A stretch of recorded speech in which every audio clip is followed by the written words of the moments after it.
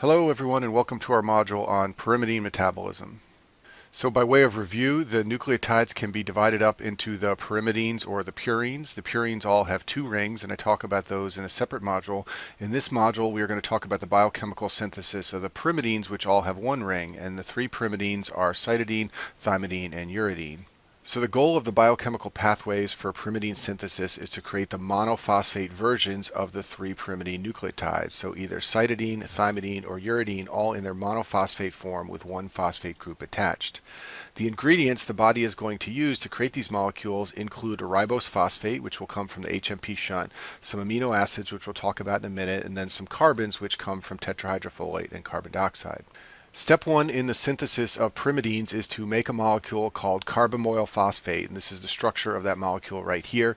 It is synthesized from the amino acid glutamine using carbon dioxide and also ATP.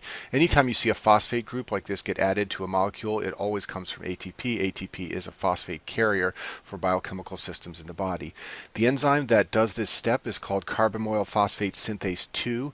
This enzyme is found in the cytosol. You should know that there is a carbamoyl phosphate synthase 1 enzyme that's found in the mitochondria that is important as part of the urea cycle. And this enzyme is important in pyrimidine synthesis because it's the rate limiting step and it's inhibited by UMP. So when there are high levels of uridine monophosphate, it will inhibit this enzyme to slow down pyrimidine synthesis when the body doesn't need any more pyrimidines. Another item you should note here is that in pyrimidine synthesis, the body synthesizes the ring first and then adds the ribose sugar, and this is the opposite of purine synthesis where the ribose sugar is synthesized first.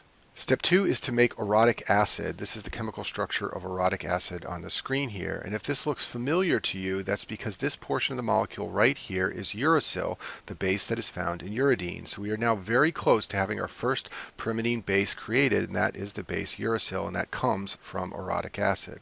Step 3 is to make a molecule of uridine monophosphate, and this is done by combining orotic acid with the molecule phosphoribosyl pyrophosphate, or PRPP. PRPP may be familiar to you from purine synthesis. This molecule is important both for pyrimidine and purine synthesis. For our purposes here, it's going to be added to orotic acid in order to create a molecule of uridine monophosphate. This is done using an enzyme called UMP synthase. UMP synthase is sometimes described as a bifunctional enzyme or bifunctional protein. That's because it catalyzes two steps in the conversion of orotic acid into uridine monophosphate. So here's a summary slide of key points to remember about pyrimidine synthesis. Uridine monophosphate is synthesized first. CMP and TMP will be derived from uridine monophosphate. We'll talk about that in a minute. So you begin with the amino acid glutamine, you convert it to carbamoyl phosphate, and that is converted to orotic acid, which is then converted by the bifunctional enzyme UMP synthase into uridine monophosphate. There are, of course, many more steps than I've shown on the slide here, but I have summarized them into the most important ones that you need to know as a medical student. All of the pyrimidine rings are made up of 6 molecules, 2 nitrogens, and 4 carbons, and they like you to know the source of those molecules for your boards. So basically half of the ring comes from carbamoyl phosphate and the other half comes from the amino acid aspartate, which is added in the step where orotic acid is synthesized. There is a rare condition that ties in with the initial portion of the pyrimidine synthesis pathways, and that condition is orotic aciduria. This is an autosomal recessive disease where children are born with a defect in the UMP synthase enzyme. As a result, they have buildup of orotic acid and loss of pyrimidines. If we go back to our overview slide, in orotic aciduria, you have loss of function of the UMP synthase enzyme. As a result, the levels of orotic acid will get high, and you will have low levels of all the pyrimidines that are derived from orotic acid. The key findings of this condition are orotic acid in the urine. That's why it's called orotic aciduria. In addition, children born with this condition have megaloblastic anemia. So megaloblastic anemia is where there are decreased numbers of red cells. Obviously, that's why it's called anemia, but the red cells are large. In addition, a characteristic finding of megaloblastic anemia is hypersegmented neutrophils, and there's a picture of one in this slide on the screen here. Now, the most common reason people develop a megaloblastic anemia is because of B12 or folate deficiency. We'll talk about that later in this module. But the classic finding in a child born with orotic aciduria is a megaloblastic anemia that does not respond to B12 or folate. In fact, when this disorder was first described, it was described as a series of children who had megaloblastic anemia that could not be cured by giving these two vitamins right here. In addition to megaloblastic anemia and orotic aciduria, these children will also have growth retardation. The treatment is to administer uridine to the child, which will bypass the uridine monophosphate synthase enzyme. If we go back to our overview again, this enzyme is dysfunctional in orotic aciduria, but if you give uridine, that can be converted into uridine monophosphate, bypassing the enzyme, and from the uridine monophosphate you can make the other pyrimidines. So the easy way to keep this disorder straight is to just think of the letter U whenever you think of orotic aciduria. That will remind you that there is orotic acid in the urine. It will remind you that UMP synthase is the enzyme that's dysfunctional, and it will remind you that uridine is the therapy for the disorder. There is another metabolic disorder that causes high levels of orotic acid to occur in the plasma and in the urine, and you don't want to confuse that with orotic aciduria.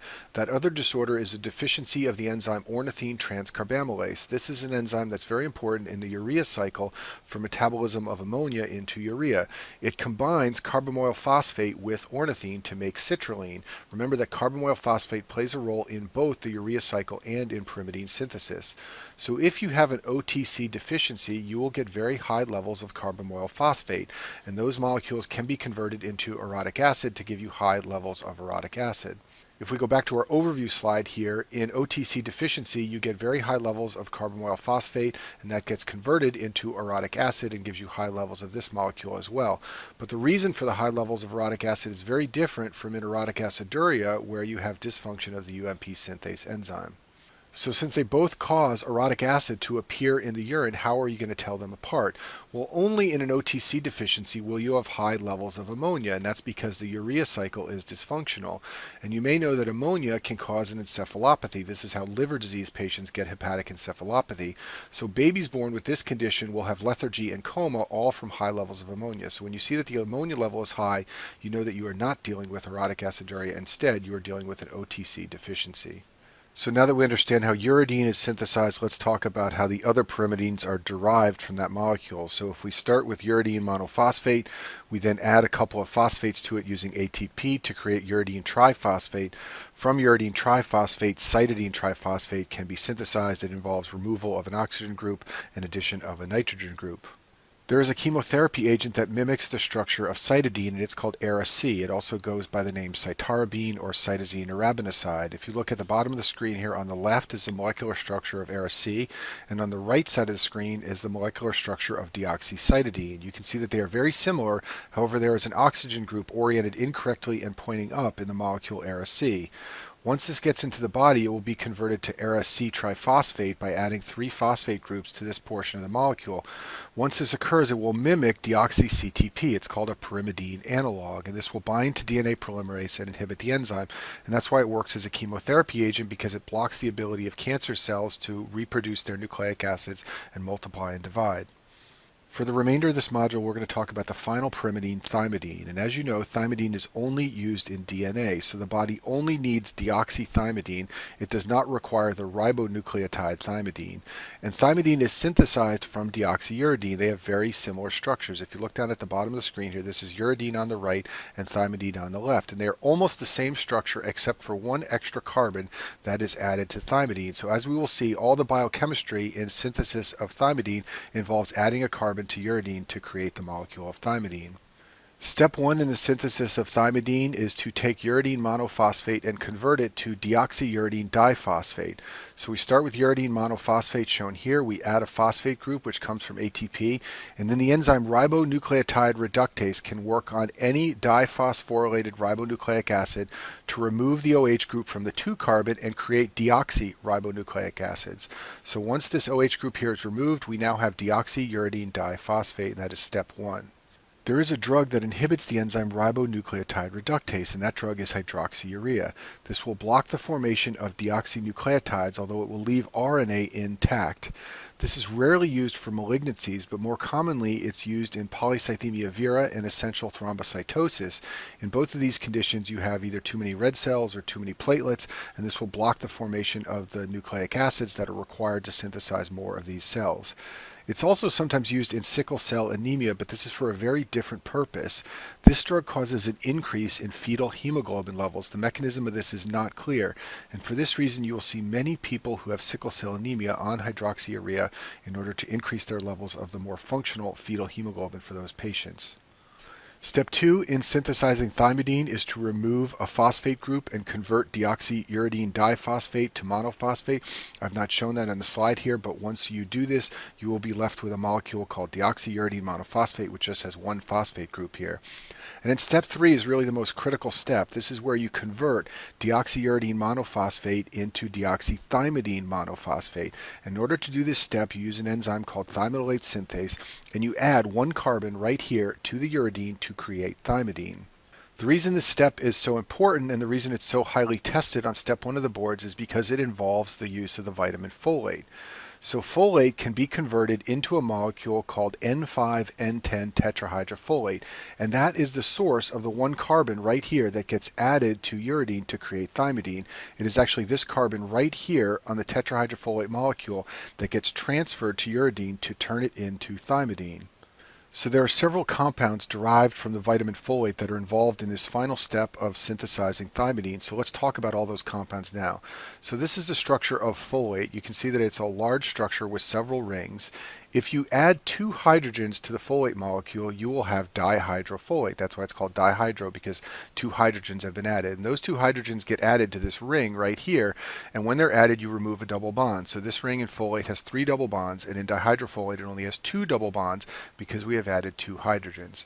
If you add 4 hydrogens to the folate molecule, you will then only have 1 double bond in this ring here, and that's because 4 hydrogens have been added to remove 2 of the double bonds. So all these structures look very similar. Their main differences are in this one ring right here and the number of double bonds that are present.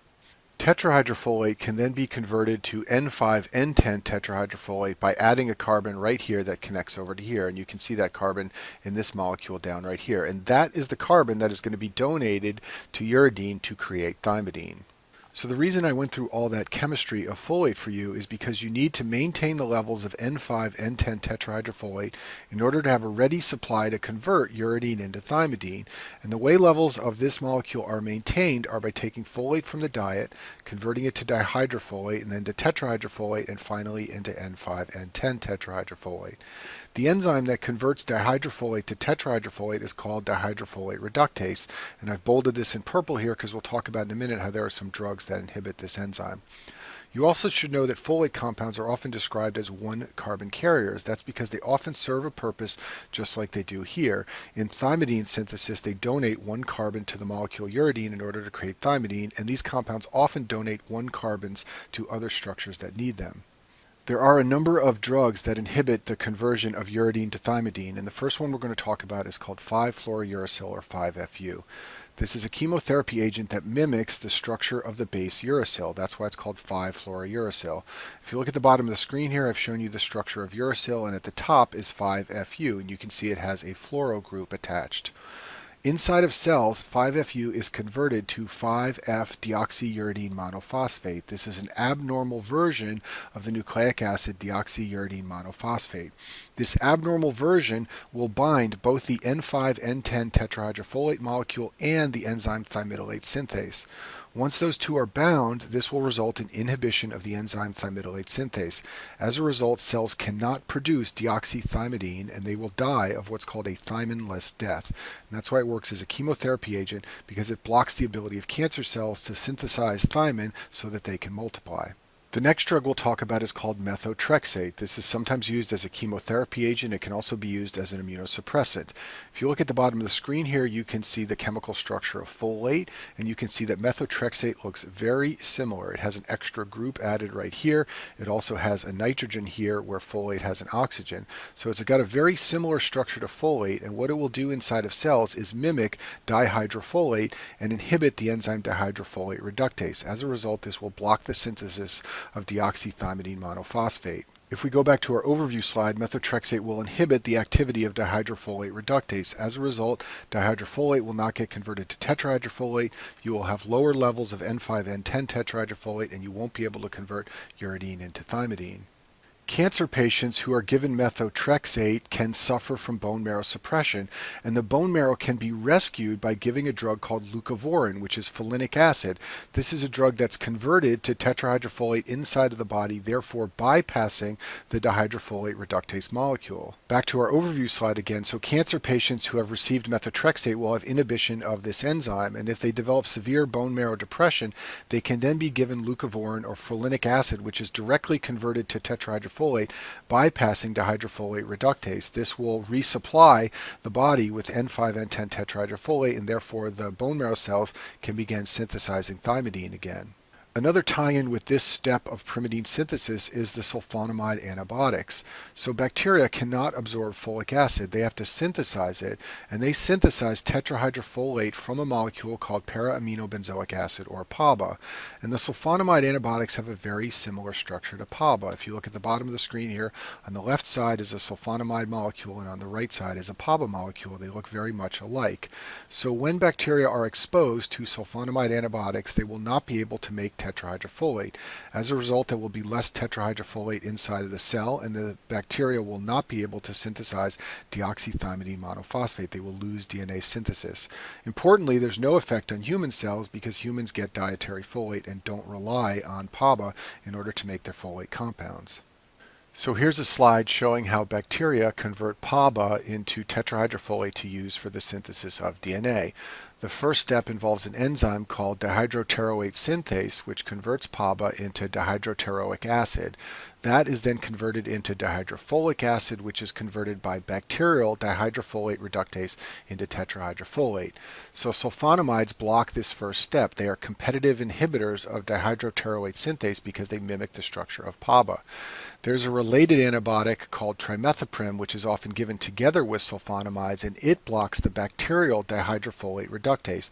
Now, I just told you that methotrexate blocks human dihydrofolate reductase. Trimethoprim, on the other hand, works on bacterial dihydrofolate reductase. It has a much higher affinity for the bacterial enzyme than the human enzyme. Another tie-in with the biochemistry of thymidine involves a deficiency of the vitamin folate. When you are deficient in folate, the main effect is loss of deoxythymidine production and therefore less DNA production. RNA production remains relatively intact because it does not require thymidine. As a result, these patients classically get a macrocytic anemia. They have fewer red blood cells because the red blood cell precursors cannot synthesize DNA and divide, but the cells are large because RNA production and protein production remains intact. Another consequence of a folate deficiency is a neural tube defect in pregnancy. Women who are pregnant need to take folate because their babies need lots of thymidine in order to grow. So if women are deficient in folate, the classic finding in their baby is to have a neural tube defect, and I talk in more detail about this in the neurology modules. The final clinical tie-in to thymidine biochemistry involves the vitamin B12. So vitamin B12 plays a role in conversion of uridine into thymidine. I told you before that you need to maintain levels of N5-N10 tetrahydrofolate in order to continue converting uridine into thymidine. Well, you need folate in order to maintain those levels, but you also need B12. The reason you need B12 is because there is some conversion of N5-N10 tetrahydrofolate into N5-methyl tetrahydrofolate, and B12 regenerates that back into tetrahydrofolate. So if you are deficient in B12, all of your folate will get trapped in this N5-methyl form, and you won't have enough N5-N10 tetrahydrofolate around in order to convert uridine into thymidine. So I've summarized these points on this slide here. B12 is required to regenerate tetrahydrofolate from N5-methyl tetrahydrofolate, and a deficiency of vitamin B12 leads to a methylfolate trap. This means you lose synthesis of thymidine and you will get a megaloblastic anemia, just like I described before for a folate deficiency. One way you can distinguish a B12 deficiency from a folate deficiency is by looking for neurological dysfunction. When you're deficient in vitamin B12, there is a characteristic demyelination that occurs. And I talk about this in more detail in the neurology modules, but for our purposes here, just know that there is no neurological dysfunction associated with folate deficiency, but it is associated with B12 deficiency. When you have a patient in whom you suspect a folate or vitamin B12 deficiency, you will often measure the plasma levels of the amino acid homocysteine or another molecule called methylmalonic acid. And the reason you measure these is because you can use them to diagnose a folate versus a B12 deficiency. And in order to understand how to interpret these, we need to look at a little bit of the chemistry of these two molecules. So folate can get converted to N5-methyl tetrahydrofolate, as I showed you before, and then B12 can convert this back into tetrahydrofolate. When B12 does this conversion, it turns homocysteine into methionine. This means that a deficiency in either folate or vitamin B12 will lead to very high levels of homocysteine because this entire process will not be occurring as it should. In addition to this function, B12 serves another function of converting methylmalonyl-CoA into succinyl-CoA. When you consume fatty acids that have an odd number of carbons, like 9 or 11 or 13, those fatty acids will get converted into methylmalonic acid and then methylmalonyl-CoA and then succinyl-CoA so that they can go into the TCA cycle. And vitamin B12 carries out this function for cells. So if you are deficient in vitamin B12, your level of methylmalonic acid will become high because B12 can't perform this function. So as you can see from this discussion, when you're deficient in either folate or B12, your homocysteine level will get high, but only in a B12 deficiency will the level of methylmalonic acid become high. So I've summarized these points on this slide here. For homocysteine, both folate and B12 are required to convert homocysteine to methionine. This means you will see an elevated homocysteine level in both vitamin deficiencies. For methylmalonic acid, B12 converts MMA to succinyl-CoA. So in a B12 deficiency, you see a high MMA level. In a folate deficiency, you see a normal MMA level. And then finally, here's a table to show you the differences between B12 and folate deficiency. This is very high yield for step 1. They love to ask you to distinguish between the two vitamin deficiencies using homocysteine levels and methylmalonic acid. So in both deficiencies, you will be anemic and you will see a low red cell count. In both deficiencies, it is a megaloblastic anemia, so the MCV level will be high. The homocysteine level is elevated in both disorders, and then the MMA level can be used to distinguish between the two because it is only elevated in B12 deficiency. I'll finish this module with a few general points about megaloblastic anemias. In megaloblastic anemias, you are anemic, you have a low crit, and you have large red blood cells, which are represented by an increased mean corpuscular volume. Another characteristic finding is hypersegmented neutrophils, and I've shown one on the bottom of the screen here. And you should know that megaloblastic anemias are commonly caused by defective DNA production. So you can see them in folate deficiency, you can see them in B12 deficiency along with neurosymptoms and high levels of MMA. You can see them in erotic aciduria, where you have dysfunction of the synthesis of pyrimidines. You can see them secondary to drugs that inhibit thymidine synthesis, drugs like methotrexate and 5-FU and hydroxyurea. And you also see them in patients with HIV who are taking zidovudine. Zidovudine is a nucleoside reverse transcriptase inhibitor, but it is a mimic of the nucleotide thymidine, and thus it can block the synthesis of thymidine in cells and cause a megaloblastic anemia. And that concludes our module on pyrimidine synthesis.